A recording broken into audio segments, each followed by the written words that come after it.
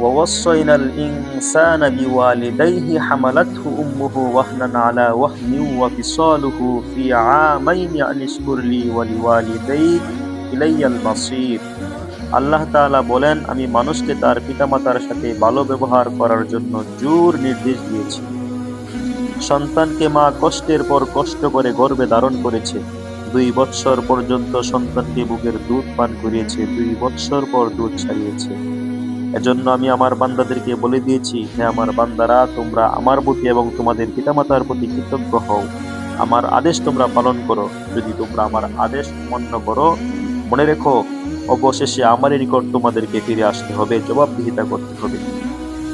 এই আয়াতের মধ্যে আল্লাহ পাক রব্বুল আলামিন সন্তানের প্রতি মায়ের ইহসানকে বিশেষভাবে উল্লেখ করেছেন।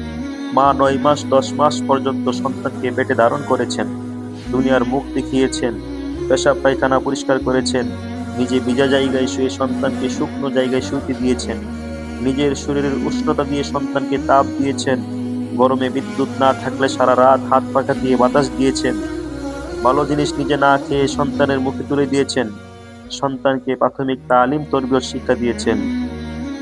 সন্তান লালন পালনের জাকি জামেলা সব কিছুই মাকে পোহাতে হয়েছে।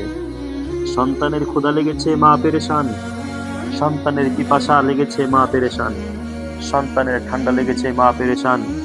সন্তানের গরম লেগেছে, মা পেরেশান। সন্তান অসুস্থ হয়ে পড়েছে, মা পেরেশান। সন্তানের আঘাত লেগেছে, মা পেরেশান। সন্তান কেঁদে উঠেছে, মা পেরেশান। সন্তান পেশাব করেছে, মা পেরেশান। সন্তান পায়খানা করেছে, মা পেরেশান। এ কারণে হাদিসে মায়ের হকটা 3 বার উল্লেখ করেছেন। হযরত আবু হুরায়রা রাদিয়াল্লাহু তাআলা আনহু বলেন, জাআ রাজুলুন ইলা রাসূলিল্লাহি সাল্লাল্লাহু আলাইহি ওয়াসাল্লাম ফাকাল, এক ব্যক্তি রাসূল সাল্লাল্লাহু আলাইহি ওয়াসাল্লামের দরবারে হাজির হয়ে বললেন, হে আল্লাহর রাসূল, মান আহাক্কুন নাসি বিহুসনি সুহবাতি, আমার থেকে ভালো ব্যবহার পাওয়ার সর্বাধিক যোগ্য ব্যক্তি কে? ক্বালা উম্মুক, রাসূল সাল্লাল্লাহু আলাইহি ওয়াসাল্লাম বললেন, তোমার মা। ক্বালা সুম্মা মান, অতঃপর ওই ব্যক্তি আবার জিজ্ঞাসা করলেন, তারপর কে? ক্বালা উম্মুক, রাসূল সাল্লাল্লাহু আলাইহি ওয়াসাল্লাম বললেন, তোমার মা। ক্বালা সুম্মা মান, ওই ব্যক্তি পুনরায় জিজ্ঞাসা করলেন, তারপর কে?